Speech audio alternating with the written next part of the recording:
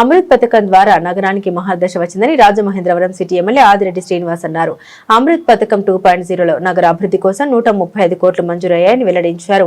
స్థానిక తిలక్ రోడ్లోని రెడ్డిస్ కన్వెన్షన్ హాల్లో ఏర్పాటు చేసిన మీడియా సమావేశంలో ఆయన మాట్లాడారు. మహాశివరాత్రిని పురస్కరించుకుని రానున్న పుష్కరాల నేపథ్యంలో తాము చేపట్టిన ఏ టెక్నాలజీ క్రౌడ్ మేనేజ్మెంట్ వ్యవస్థలు మంచి ఫలితాలు ఇచ్చాయని వీటిని ట్రయల్ రన్ గా చేపట్టామన్నారు. మహాశివరాత్రి సందర్భంగా భక్తుల ఇబ్బందులు లేకుండా గోదావరి స్నానాలు చేసి ఆయా దేవాలయాల్లో స్వామివారి దర్శనం సునాయాసంగా చేసుకున్నారన్నారు. ముందుగా నిన్న జరిగిన మహాశివరాత్రి ఉత్సవాల గురించి మీ అందరితోటి చర్చించాలని అనుకుంటా ఉన్నాం.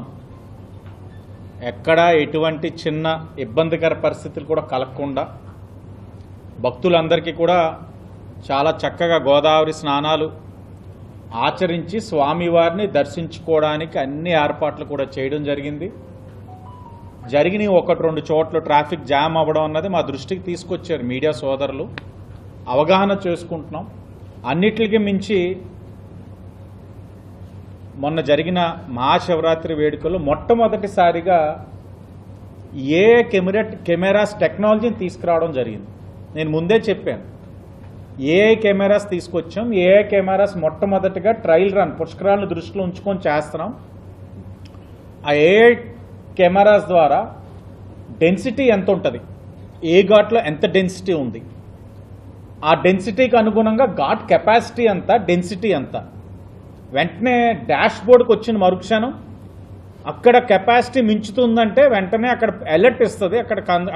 అక్కడ ఎవరైతే కమాండ్ రూమ్ ఉందో ఫీల్డ్లో అక్కడ ఉన్న ఆఫీసర్స్కి అలర్ట్ ఇవ్వడం వల్ల వాళ్ళు ఈ ఘాటు కాదు ఆ ఘాటుకి వెళ్ళండి అని చెప్పగలిగే అవకాశం ఉండే విధంగా సాంకేతిక పరిజ్ఞానాన్ని అనుసంధానం చేసుకొని ట్రయల్ రన్ చేయడం జరిగింది. దాంతోపాటు చైల్డ్ ట్యాగ్స్ కూడా ట్రయల్ రన్ చేసాం. సుమారు 6000 చైల్డ్ ట్యాగ్స్ని సుమారు 200 మంది వాలంటీర్ల సహకారంతో ట్యాగింగ్ చేయడం జరిగింది. వివిధ ప్రదేశాల్లో అంటే భక్తులు లోపలికి ఊర్లోకి రావడానికి ఎక్కడి నుంచి మనం ముఖద్వారాలు అనుకుంటున్నాం, వివిధ ప్రదేశాల్లో ట్యాగ్స్ పెట్టి వాలంటీర్ సహకారంతో చేయడం వల్ల తప్పుపోయిన 3 పిల్లల్ని వెంటనే స్కాన్ చేసిన తల్లిదండ్రుల యొక్క వ్యక్తిగత వివరాలు సెల్ ఫోన్ వస్తుంది నెంబరు, వాళ్ళకి ఫోన్ చేసి ఇదిగోండి మీ పాప బాబు ఇక్కడ తప్పడిపోయాడు ఇక్కడ ఉన్నాడు, వీళ్ళు మీ పాప బాబు అని చెప్పుకోవడానికి మీ దగ్గర ఏ డేటా ఉందో తీసుకొని రండి అని చెప్పి వాళ్ళకి 3 పిల్లలు కూడా అప్పచెప్పడం జరిగింది. అలాగే ఆర్ఎంసీ వాళ్ళు ఏదైతే గ్రౌండ్ లెవెల్ రిపోర్ట్ వాళ్ళు చేసుకుని ఉన్నారో దాంతోపాటు జనరేటెడ్ డేటా ఏదైతే ఉందో కెమెరా జనరేటెడ్ డేటాకి 99.97% సింక్ అయిందన్న విషయాన్ని మీ అందరికీ చాలా గర్వంగా తెలియజేస్తా ఉన్నాం. అంటే పుష్కరాలను దృష్టిలో పెట్టిన ఏదైతే ట్రయల్ రన్ మాకు చాలా సంతృప్తిని కలిగించింది. ఇది పుష్కరాల్ని ఏదైతే మహాశివరాత్రి ఒక స్మాల్ స్కేల్ ఈవెంట్లో ట్రయల్ రన్ చేయడం వల్ల రేపు లార్జ్ స్కేల్లో, ఎందుకంటే మనకి పుష్కర్ ఘాట్లో అఖండ గోదావరి ప్రాజెక్ట్ నడుస్తూ ఉంది. అక్కడ డెన్సిటీ చాలా తక్కువ పెట్టాం. డెన్సిటీ ఫిల్ అయిన మరుక్షణం పోలీస్ డిపార్ట్మెంట్ వాళ్ళు అక్కడి నుంచి మార్కండేయ స్వామి రేవు లేకపోతే చింతాలమ్మ రేవుకి పంపించే విధంగా చాలా పకడ్బందీగా చేశాం. ఇది నిన్న మేము చేసిన దానికి మంచి ఫలితాలు అందించినాయని కూడా మీ అందరికీ తెలియచేసుకుంటూ, ఇంకొక ముఖ్యమైన విషయం మీ ద్వారా ఈ యొక్క నగర ప్రజలకు తెలియజేయబోతా ఉన్నది ఏమిటంటే, అమృత్ 2.0 కింద 135 కోట్లు రాజమండ్రికి కేటాయించడం జరగడమే కాదు, టెండర్లు కూడా పూర్తి చేసుకుని అతి దగ్గరలో ఆ పనులు ప్రారంభించుకోబోతా ఉన్నామని మీ ద్వారా రాజమండ్రి ప్రజలు తెలియజేయబోతా ఉన్నాం. ఈ సందర్భంగా గౌరవ ఎంపీ పురంధేశ్వరి గారికి కేంద్ర ప్రభుత్వానికి మనస్ఫూర్తిగా అభినందనలు తెలియచేస్తూ, ఇప్పటికే ఈ గత 18 నెలల్లో రాజమహేంద్రవరంలో సుమారు 250 కోట్ల మేరకు అభివృద్ధి కార్యక్రమాలని కొన్ని పూర్తి చేసుకున్నాం, కొన్ని ప్రారంభించుకున్నాం, కొన్ని టెండర్ స్టేజ్లో ఉన్నాయి, కొన్ని పనులు జరుగుతూ ఉన్నాయి. అది కాకుండా మళ్ళా కొత్తగా ఇంచుమించు 140 కోట్లు తీసుకురావడం అన్నది చిన్న విషయం కాదు. ఇప్పుడు దాకా ఏ ఒక్క నాయకుడు కూడా ఈ మాదిరిగా 20 నెలల్లో ఈ 250, 140 అంటే సుమారు 390 కోట్లు తీసుకొచ్చిన దాఖలాలు. తీసుకురావడమే కాదు, పనుల్లో కూడా ఎప్పటికప్పుడు వెరిఫై చేసుకోవడం, నాణ్యతా ప్రమాణాలు ఎప్పటికప్పుడు చెక్ చేసుకోవడం అన్నీ కూడా జరుగుతూ ఉన్నాయని కూడా మీ ద్వారా తెలియజేస్తూ ఉన్నాం. అలాగే చాలామంది చెప్పారు గతంలో మేము ఇది చేసాం, మేము అది చేసాం అన్నారు, కానీ దశాబ్దాలుగా ఈ ప్రాంతంలో ఉన్న త్రాగునీటి సమస్య పైన ఏనాడు కూడా ఒక అవగాహన లేకుండా పరిష్కారం చూపించకుండా చేశారు రాజకీయాలు. ఈరోజు అమృత్ 2.0 ద్వారా క్వారీ ప్రాంతంలోని, ఎందుకంటే మా మీడియా వాళ్ళు కూడా ఉన్నారు ఇక్కడ, అదే పని మీద అడిగేవారు, శాశ్వత పరిష్కారం తీసుకొచ్చే విధంగా ఈ యొక్క ప్రణాళికతో ఎంపీ గారు కానీ, నేను కానీ, గౌరవ కమిషనర్ గారు కానీ, సిబ్బంది కానీ ఎప్పటికప్పుడు చర్చించి, సరే లాస్ పిన్ పక్కన ఏదైతే ఉందో రా వాటర్ పికింగ్ పాయింట్, అక్కడ టెంపరీగా మనం ఒక బ్రిడ్జ్ వాటర్లో కట్టి అక్కడి నుంచి పిక్ చేసుకుంటున్నాం. పర్మనెంట్ స్ట్రక్చర్ లేదు. హెడ్ వాటర్ వర్క్స్ నుంచి నగరం మొత్తానికి వెళ్తా ఉంది. లాస్ పిన్ ఏదైతే ఉందో అక్కడి నుంచి పిక్ చేసుకుంటున్న టెంపరీ సెటప్ నుంచి కోట్లింగాల రేవులో ఉన్న 10 MLDకి వెళ్తా ఉంది. 10 MLD నుంచి అరకొరగరగా క్వారీ ప్రాంతం, మిగతా సీతంపేట, అన్ని ప్రాంతాలకు వెళ్తున్నారు.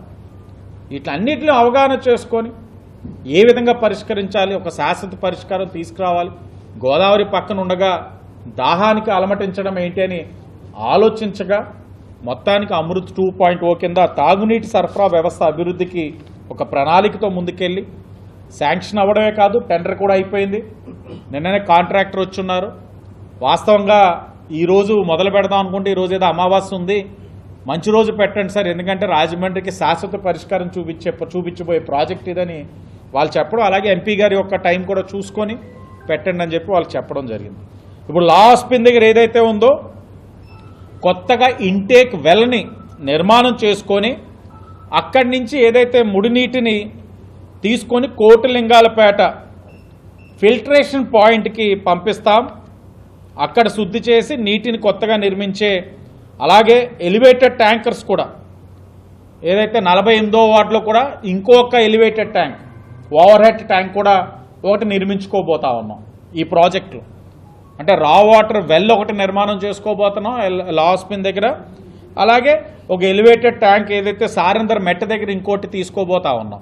అంటే అక్కడ మనం ఏదైనా ఇక్కడ రా వాటర్ పిక్ చేసిన తర్వాత దాన్ని కోట్లింగాల రేవు దగ్గర పంపించిన తర్వాత కోట్లింగాల రేవు దగ్గర ఇప్పుడున్న 10 MLDకి అదనంగా ఇంకొక 20 MLD కూడా నిర్మాణం చేయబోతా ఉన్నాం. ఈ 20 MLD ప్యూరిఫికేషన్ అయిన తర్వాత ఇది ఎగ్జిస్టింగ్ పైప్ లైన్ ద్వారా క్వారీ ప్రాంతానికి పంపించి నీటి కొరత అనేది లేకుండా చేయబోతా ఉన్నామని ఈరోజు కూటమి ప్రభుత్వం తరఫున గర్వంగా చెప్పబోతా ఉన్నాం. అలాగే ఏదైతే సారందర్ మెట్ట దగ్గర మరొక ఓవర్ హెడ్ ట్యాంక్, ఏదైతే ఎలివేటెడ్ ట్యాంక్ నిర్మాణం చేసి ఇంకా ప్రెషర్తో వాటర్ ఇవ్వడానికి కూడా ఈ ప్యాకేజీలో అక్కడ కూడా ఒక ఓవర్ హెడ్ ట్యాంక్ కూడా ELSR elevated level service reservoir కూడా కట్టబోతా ఉన్నాం. అలాగే ఈ 20 MLD కూడా కట్టిన తర్వాత ఆల్రెడీ ఏదైతే మన టెంపర్ యార్డ్లోని ఒక రిజర్వాయర్ ఏదైతే నిర్మాణం చేసుకుని ఉన్నామో అది కూడా అతి దగ్గరలో ప్రారంభించుకున్నట్లయితే అది కేవలం 41వ వార్డు 40వ వార్డుకి ఇచ్చినట్లయితే సీతంపేట ఏదైతే 38వ వార్డు దగ్గర అక్కడ ఒక రిజర్వాయర్ ఉందో ఆ రిజర్వాయర్ నుంచి 38వ వార్డు 37వ వార్డుకి సరఫరా చేసే విధంగా ఎక్కడికక్కడ సమస్యలు లేకుండా, అలాగే బర్మా కాలనీ దగ్గర ఒక రిజర్వాయర్ ఉంది, పోలీస్ క్వార్టర్స్, పోలీస్ కాంపౌండ్ ఎదురుగుండా కనబడుతుంది డెల్టా హాస్పిటల్ పక్కన, అది కూడా ఓపెన్ చేసుకున్నట్లయితే బర్మా కాలనీ ఆ 9వ వార్డు 10వ వార్డులో కూడా నీటి సరఫరా చేసే విధంగా, అంటే ఒక ప్రణాళికతో ఎక్కడ అవసరం ఏది చేస్తే పరిష్కారం అన్న ఆలోచనతోటి నీటి సరఫరా పైన ఒక నాణ్యమైన నీరు, స్వచ్ఛమైన నీరు అందించే కార్యక్రమం ఈరోజు కూటమి ప్రభుత్వం తీసుకుంది. దాన్ని ఈ ప్రాజెక్ట్ ద్వారా మొత్తం శాంక్షన్ చేసుకున్నాం. అతి దగ్గరలో అవన్నీ కూడా ప్రారంభించుకొని పూర్తి చేసే కార్యక్రమం కూడా తీసుకోబోతున్నామని కూడా మీ ద్వారా ప్రజలందరికీ తెలియచేస్తూ, ఇది కేవలం ఏదో ఒక రిజర్వాయర్ కట్టామా, ఒక 20 MLD కట్టామా, రా వాటర్ పికింగ్ వాల్ కట్టామా అన్నది కాదు, వెల్ కట్టామన్నది కాదు. ఆరోగ్యకరమైన రాజమహేంద్రవరంలో భాగంగా ప్రజలు ఆరోగ్యకరంగా ఉండడానికి ఒకటి స్వచ్ఛమైన నాణ్యమైన నీరు అందించడంతో పాటు కొరత లేకుండా ఇవ్వగలగాలి. ఇది రాజమండ్రి ఏదైతే ప్రాంతాలు నేను ఇప్పుడు చెప్పున్నానో అక్కడ ప్రజల ఒక ఆలోచన. ఇక్కడే ఉన్నారు మా క్వారీ ప్రాంత నాయకులందరూ అనేవారు, కోట్లింగాలపేట నుంచి మాకు వచ్చేసరికి అనుకున్న ప్రెజర్ రావట్లేదు, నీరు కూడా ఒక పూట వస్తే రావట్లేదు అని అనేవారు. ఈరోజు అక్కడ 20 MLD కట్టడం వల్ల, ఆల్రెడీ అదనంగా 10 MLD అంటే 30 MLD అక్కడ ఉండడం వల్ల, అక్కడ రిజర్వాయర్ ఓపెన్ చేయడం వల్ల ఉన్నది ఇప్పుడు నిర్మాణం చేసి ప్రారంభించుకోవడానికి ఉంది. అలాగే అక్కడ ఏదైతే సారందర్ మెట్ట దగ్గర అదనంగా ఒక రిజర్వాయర్ నిర్మాణం చేయడం వల్ల క్వారీ ప్రాంతంలో నీటి సమస్యకి కూటమి ప్రభుత్వం శాశ్వత పరిష్కారం చూపించిందని ఈ రోజున శాసనసభ్యుడిగా నేను చాలా గర్వంగా చెప్తా ఉన్నా. ఇది మా అవగాహన, ఇవన్నీ కూడా చేస్తూ ఉన్నాం. అలాగే ఇంకొక మాట కూడా మీరు చూశారు, సందర్భం వచ్చింది కాబట్టి మీకు తెలియజేస్తా ఉన్నాం. ఒక స్పోర్ట్స్ కాంప్లెక్స్ కట్టాలని రాజకీయంగా విమర్శించాల్సిన అవసరం లేదు. ఎందుకంటే రాజకీయంగా నేను ఎప్పుడు ఒకటే చెప్తా ఉంటాను, ఎన్ని మాట్లాడిన అన్నిటికీ మన పనే ఎవరికైనా సరే సమాధానం. ఖేలో ఇండియా ద్వారా ఆ స్పోర్ట్స్ మల్టీపర్పస్ కాంప్లెక్స్ ఏదైతే ఉందో కేంద్ర ప్రభుత్వాన్ని మనం అభ్యర్థించాం, ఎంపీ గారు పర్యవేక్షించారు. ఈ రోజున శాప్ డిపార్ట్మెంట్ కూడా ఎప్పటికప్పుడు కోఆర్డినేట్ చేసుకున్నారు, సమన్వయం చేసుకున్నారు. ఈరోజు 14 కోట్లు, సుమారు 13,70,00,000 టెండర్ స్టేజ్కి వెళ్ళింది ఈఎన్సీ గారి దగ్గరికి. గట్టిగా ఉంటే నెలలోపే టెండర్లు పూర్తి చేసుకొని పనులు కూడా ప్రారంభించుకోబోతా ఉన్నాం. మల్టీపర్పస్ స్పోర్ట్స్ కాంప్లెక్స్ ఇది కూడా కూటమి ప్రభుత్వం ఒక విజయం చెప్పడమే కాదు. ఎందుకంటే ఒకానొక సందర్భంలో ఇవన్నీ కూడా 2014-19లో తెచ్చి ఉన్నాం. కొన్ని ఫేక్ జీవోలు అని చెప్పి చింపారు కొంతమంది గౌరవం లేకుండా. ఈరోజు వాళ్ళందరికీ సమాధానంగా ఏం చేశాం? పని ద్వారా చూపిస్తా ఉన్నాం. పని అన్నిటికీ సమాధానం. ఆ కార్యక్రమం కూడా అతి దగ్గరలో చేయబోతా ఉన్నామని కూడా తెలియచేస్తూ ఈరోజు ఒకటే లక్ష్యం. మొన్ననే హెచ్ఆర్డీ మినిస్టర్ గారు, తెలుగుదేశం పార్టీ జాతీయ ప్రధాన కార్యదర్శి లోకేష్ గారు వచ్చినప్పుడు చెప్పారు, మంగళగిరి రాజమహేంద్రవరం పోటీ పడాలి అని. పోటీ పడుతున్నాం.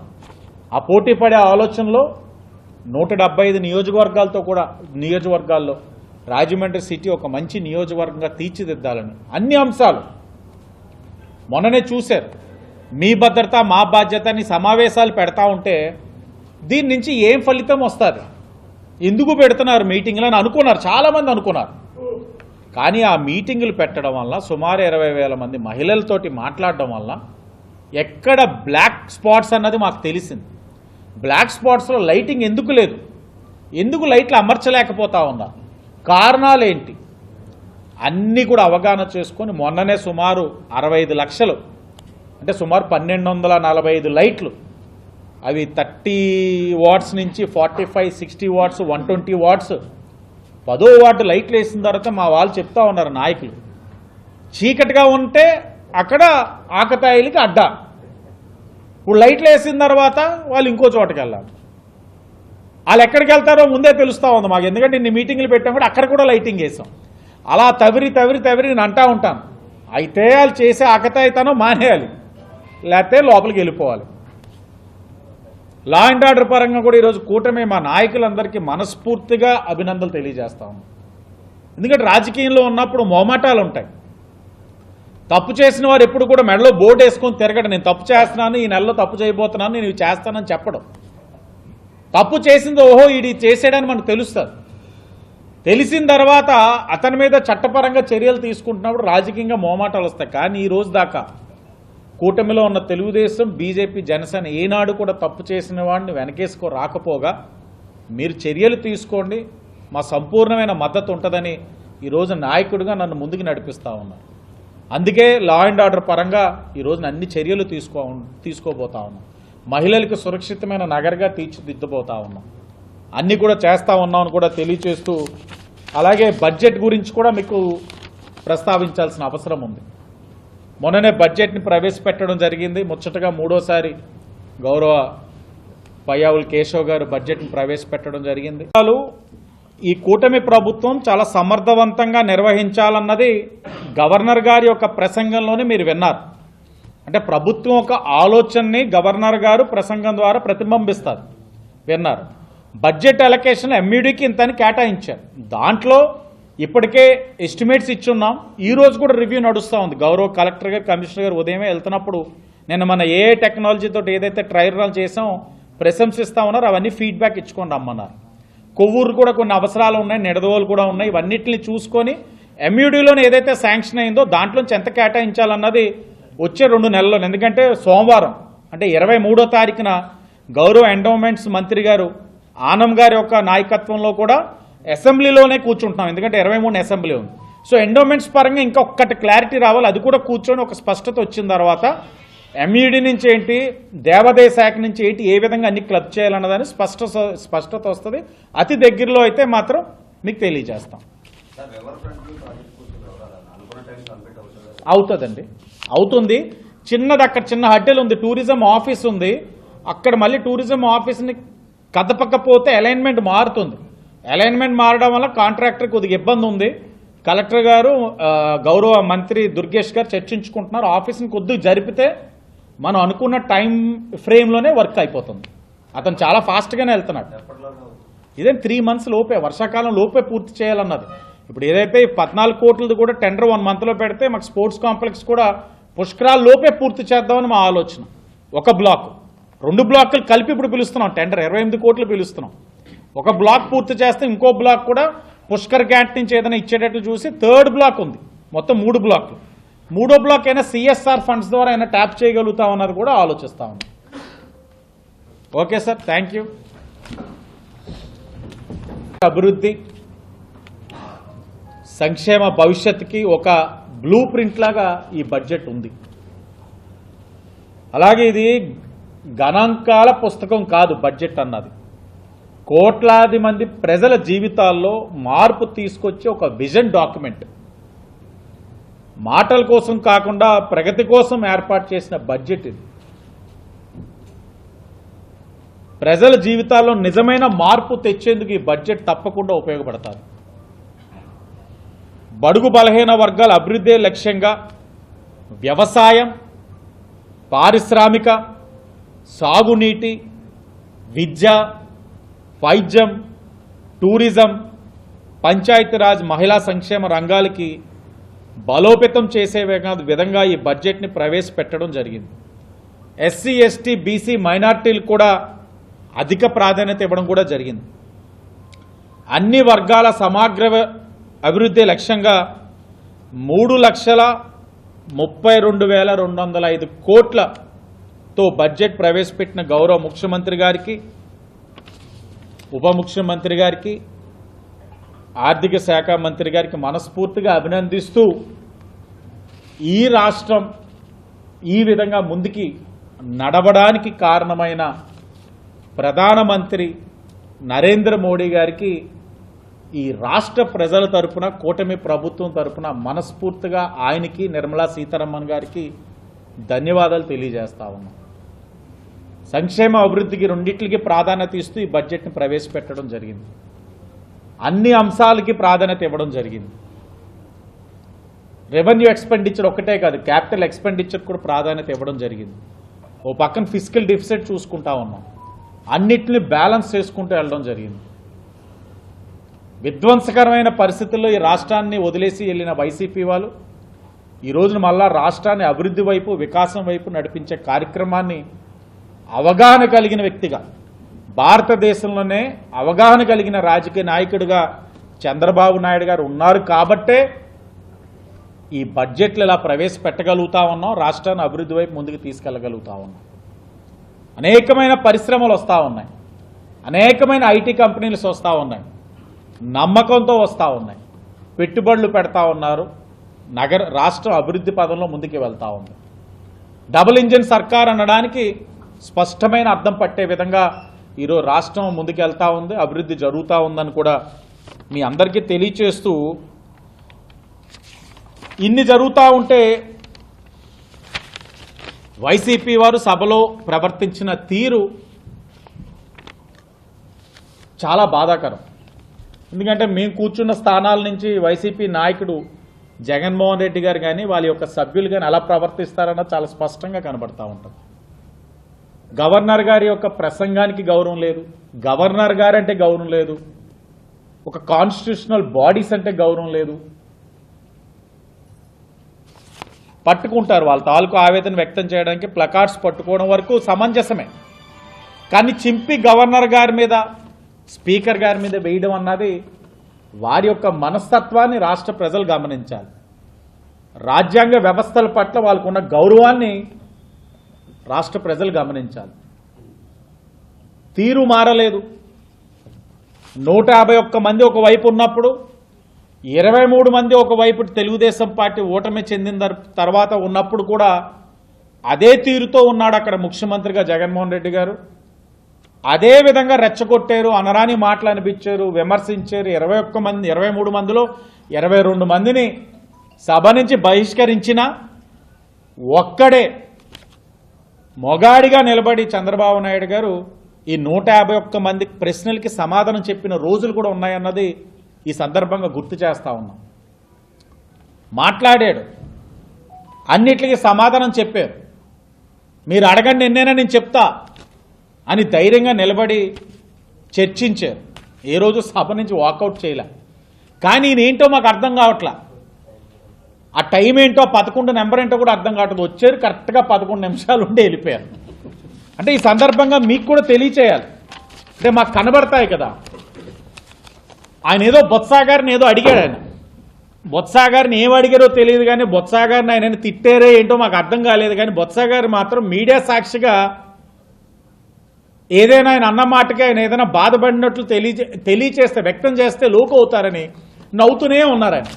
ఈయన ఏదో అంటున్నారు, ఆయన నవ్వుతూనే ఉన్నారు. ఇంకా చూశారు వెనక్కి తిరిగి మళ్ళా సేమ్ ముఖ్యమంత్రిగా ఉన్నప్పుడు ఎలాగైతే ప్రవర్తించారో అక్కడ కూర్చున్నప్పుడు అదే విధంగా ప్రవర్తించి చేతులు ఇలా ఊపి వాళ్ళందరినీ ఉంచోమన్నారు సభ్యులు.